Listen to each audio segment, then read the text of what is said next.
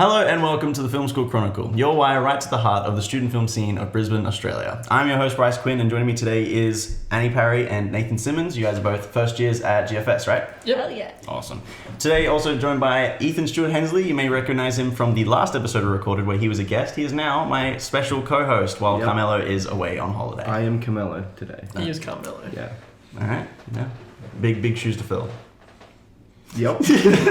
Okay, and yeah, we're just going to talk to you guys about some of your experiences you've been having so far. You're the first years we've brought onto the show, and we're really excited to have you and talk about what your experience has been like. So we'll start there at first year. How has first year been so far? You want to go first? Oh God, it's been very overwhelming. I know I came straight from high school, so it's been a big jump. It's been suddenly like you're in a new environment that no one really cares about you that much. So it's, I don't know, it's nice meeting new people and trying to, I don't know, settle in. Yeah, no, I think it's been really good. Like, I've loved everything about it. Like, you know, you get to talk about movies like, 12 hours a week, Yeah. 20 hours, and then like for homework, it's literally watch a movie and then like, talk about it, learn about it, practice it. It's awesome. Oh, good. Like, can't complain about that. Yeah. And what about the projects you've been working on? You just finished short film project, right? Yeah. So actually getting hands-on and working on filmmaking projects, how have you found that? Lot to learn. It's Yeah. been a big lesson in like adulting as well. Right. Because productions don't make themselves. Like you have to get there, you have to organize all of the little things, and you have that's to a lot be a of big girl about it. Yeah, people management is a lot of it. So adulting, right? So interacting with other adults, I guess, and adults, because we're all a lot of people are just fresh out of high school. Yeah, so exactly right. a lot of fast learning. Not so much me, but... So you were a mature age student, right? So Yeah, so I'm 26. if you don't mind saying. Yeah, which blows everyone's mind when I tell them that. Yeah. But yeah, like going back to school, it's honestly it just feels like work, to be honest. Yeah. Like, except like work that you enjoy going to. No. It doesn't feel too hard personally, but I think I'm in that mindset now because like that's what my goal is and that's what I'm focusing on. But like each day is just a different learning experience, and each set I go on, I learn a little something more and a little of what to do and what not to do. And short film project in particular, like that was the first time like most of us were on set for something. So it was a good learning experience, and we all learned a lot from that. And Did you do anything before you came to uni, or? I've done like 2 short films, but I don't know if they're like as professional as how we've done it at uni. I remember I did Boom for like one of them, and we actually just stuck the boom up in the air instead of just like over like the actors' faces, and it's like you can hear like the whole ambient sort of sound. But I think that was as close to professional as it was. Yeah, right. Well, Sorry. What made you guys like choose film, like as to study, like coming out of high school, and then in your experience, like what? Honestly, since I was 5, I wanted to be a director. And then like as I got older, it just seemed like it was a bit like unnatural, so I just sort of went like the academic pathway.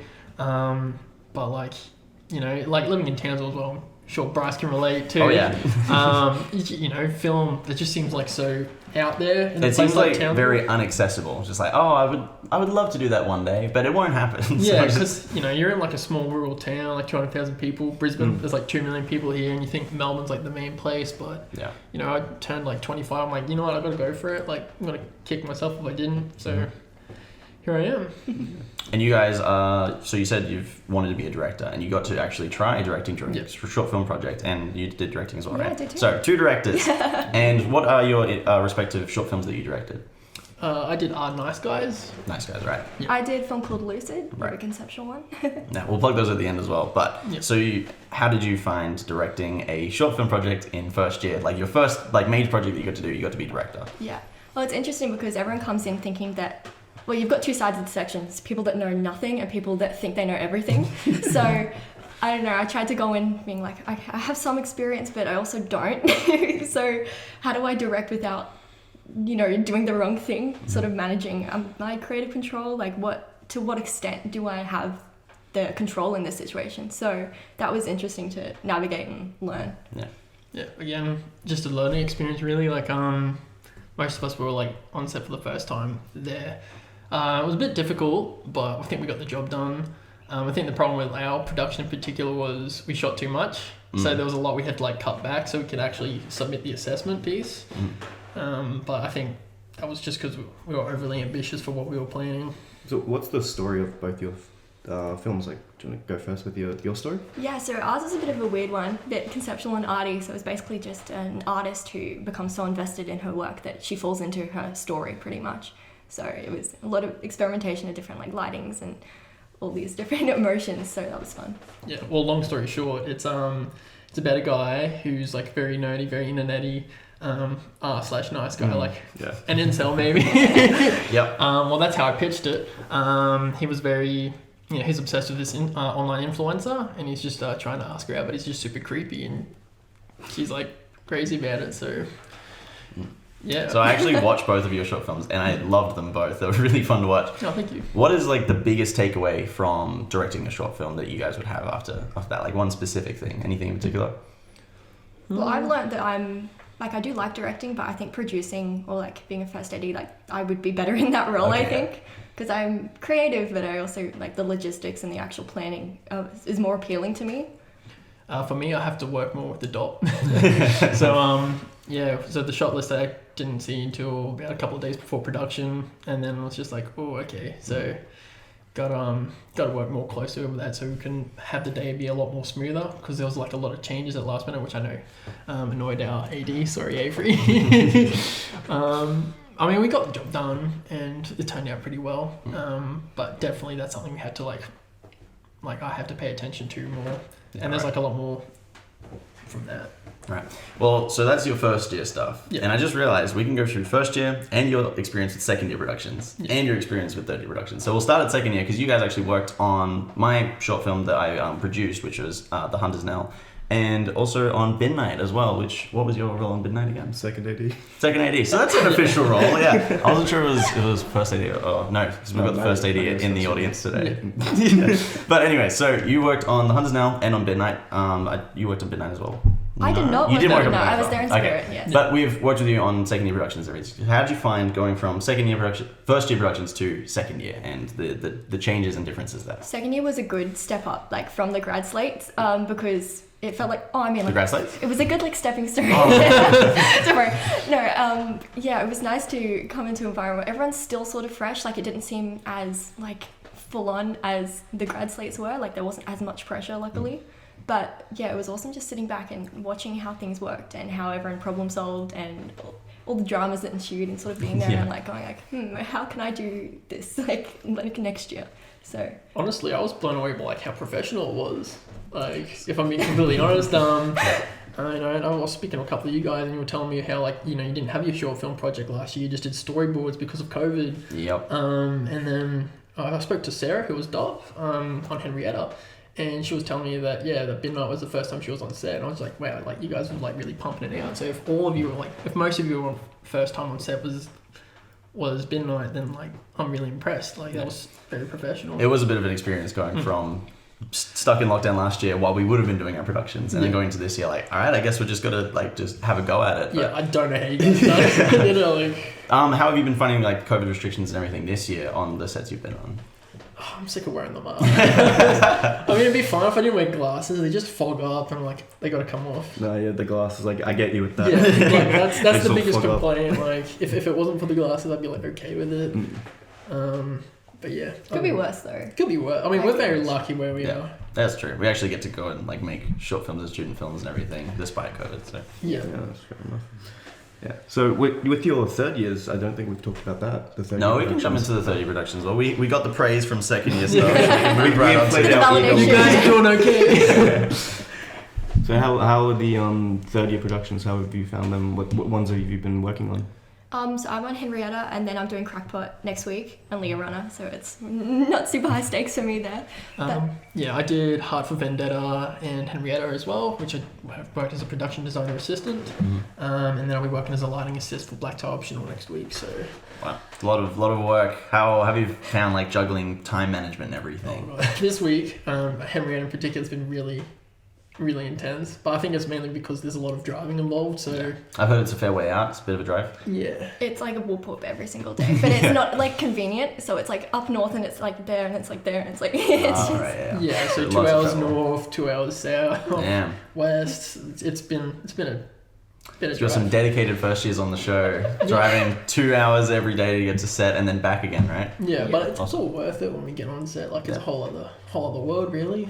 Luckily, like, because we're art department, a lot of our job has been like before we've been shooting. So we've been making stuff and building stuff and painting, and then we sort of get to set and just be like, here, take it, and then go sit in the corner and watch. So Cool. Yeah, and we worked with Tyler from 30, and he's really good too. So it's we've learned a lot from him. And it's been a really good experience. All right, so we're 2nd years, so you can answer this question.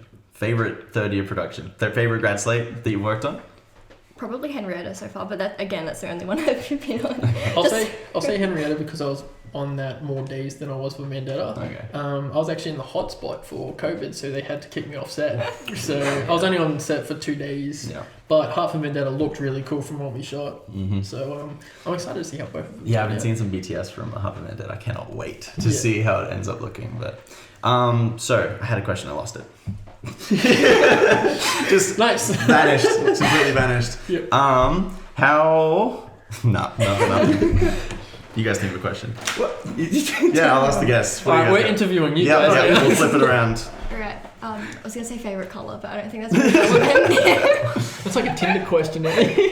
We'll jump to Carmelo's segment. He's not here today. He has a segment? Yeah, he has a whole You didn't segment. tell me about this. No, he's I'm got a Carmelo. segment called "The Future Is Looming." Do you guys have anything that you want to see yourselves doing long term? Obviously, you're only in first year now, but do you have like a goal for the next maybe 5 to 10 years? I want to get some industry work. And that's like soon, like Soonish. Yeah. I've been putting my hand up for everything.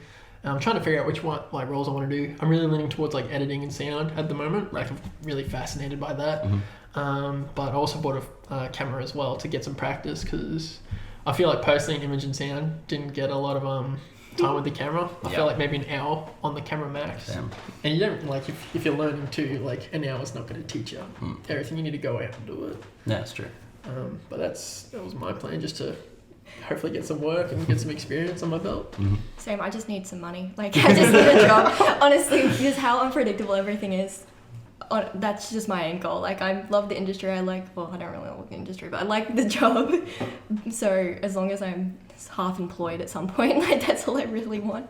That's That's the interesting. goal for everyone. Yeah. Getting money. Well, you touched on the industry. You said you don't love the industry. Have you found that you've learnt a bit more about the Australian screen industry? Those 3 buzzwords you hear a lot in some of our courses. Well, going into it and before, like, I know I came into this course knowing, like, I was much more scared about doing an arts degree than my parents were. Like, I really, really thought about it and considered it for a long time because I knew it would suck. But, I don't know. I really enjoy all the parts of it. I enjoy all the people. I enjoy, like, the actual roles that are involved in it. But, yeah, just because it's so unpredictable and because I'm someone who wants to cling to every single plan possible in all the order. So it's hard trying to navigate that. The Australian film industry is like really interesting where it's at now. Did you guys watch Straight Out Not Quite Hollywood? No. Screening. So No. they talked about the Aussie exploitation films from like the 70s and like the kind of movies they made back then versus like what they're making now. It's like a huge gap. Like it's pretty outrageous. It's like low borderline porn. And Wait, what? like just nudity everywhere. And Oh, like back back in the 70s. Right. I thought you were Yeah. talking about it now. I was like, wait, hold up. No, and they're trying to like they were trying to market it in America, and America like, no, I don't like it. So they got into like the horror films, and then like Mad Max came out, and it's super interesting, especially like the direction that the industry taking right now, where they're trying to get more diversity in there, which is fantastic. And the stories that they're putting out too, which is really eye-opening. And plus, a lot of other countries like America are coming over here to film, so more Aussies are getting work too, which is awesome. Another minor, I guess, silver lining to COVID as well is that they're finding it harder to shoot in America, so they come over here and do it instead. So have you seen any opportunities come up? I don't know how it looks for first years, because we've seen,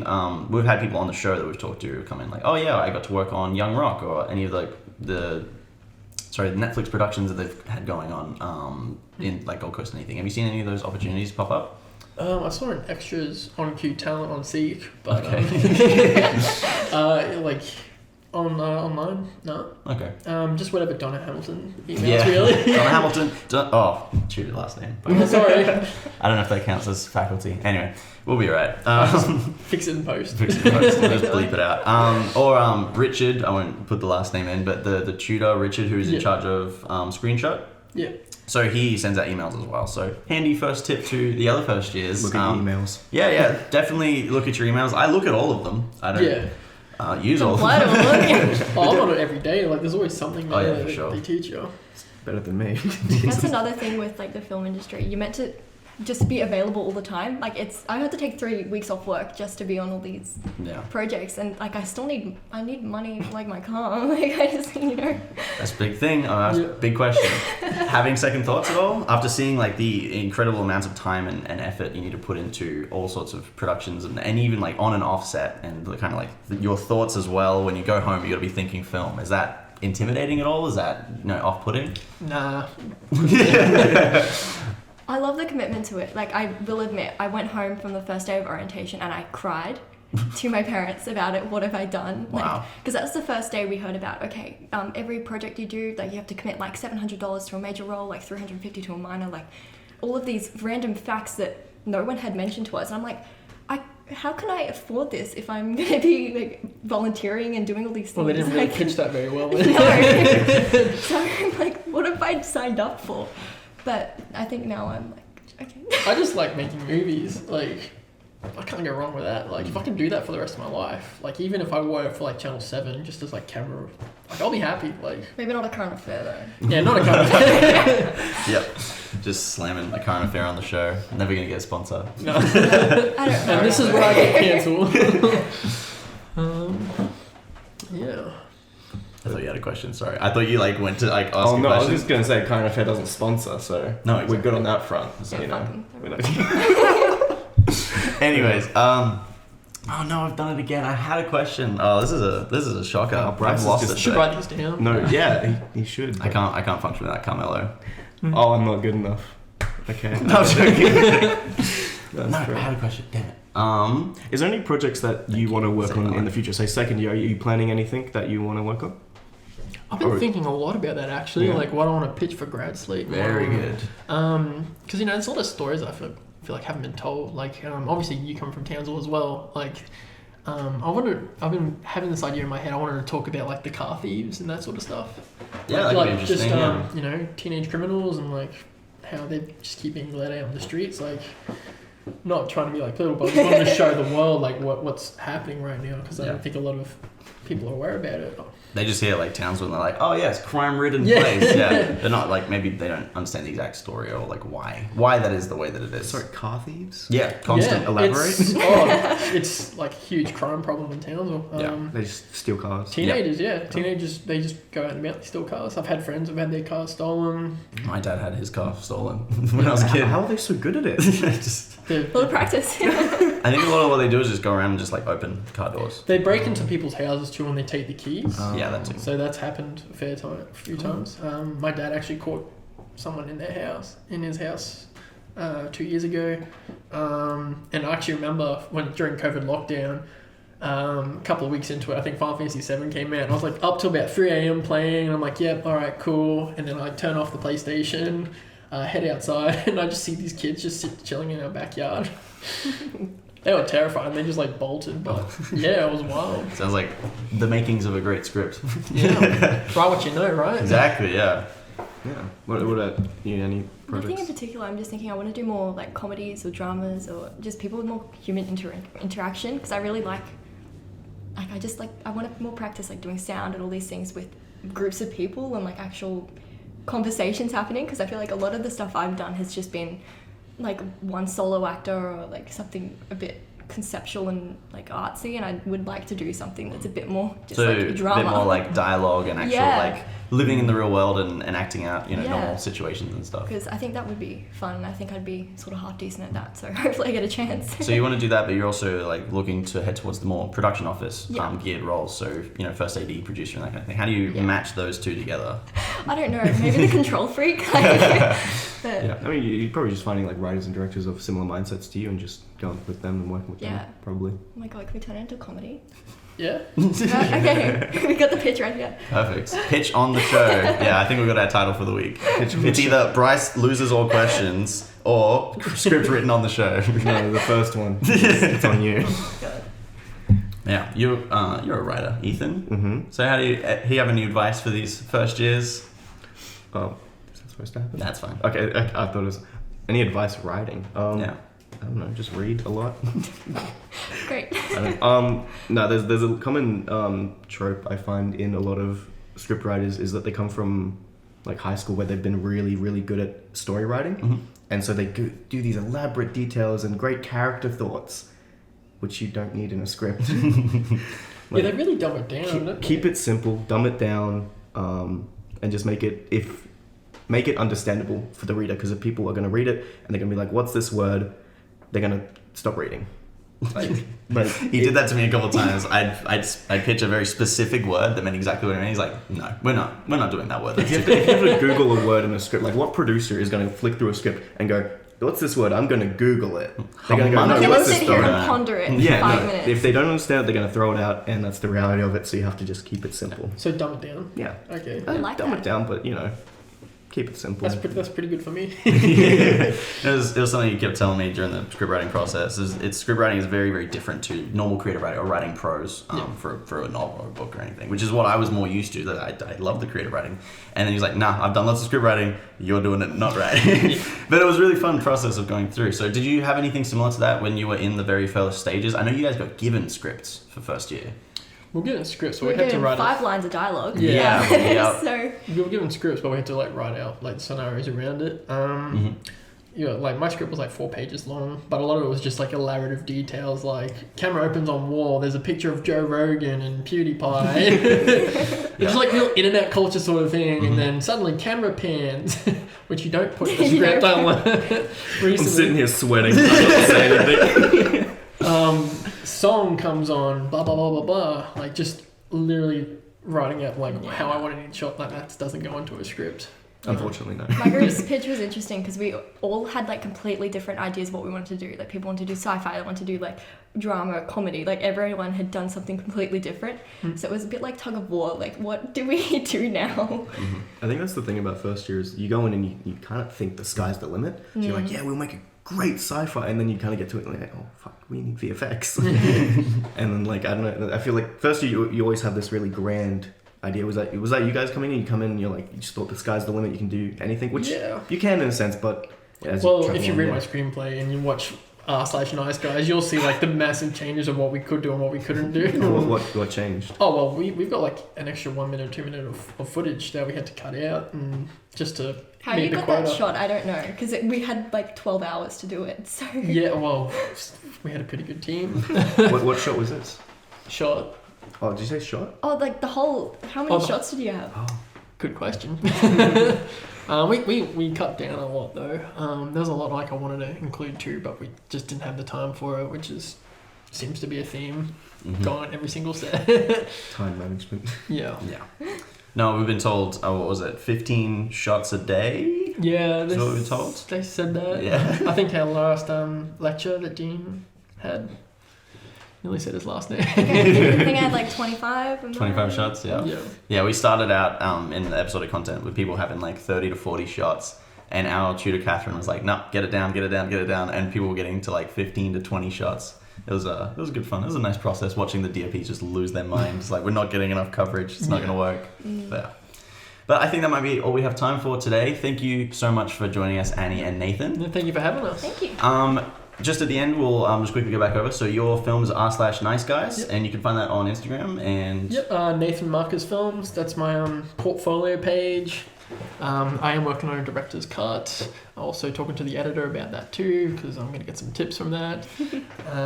But yeah, that'll be coming soon if I decide to post it or not. Yeah, awesome. No, I look forward. Hopefully, I get to see it. Yeah. And Annie, where we find yours? Yeah, Lucid short film just on my YouTube channel, Annie Parry. You're probably the only Annie Parry on there, so not going to be too much of a hassle to find it. A-N-I. Yeah, A-N-I-P-A-R-R-Y. Yeah.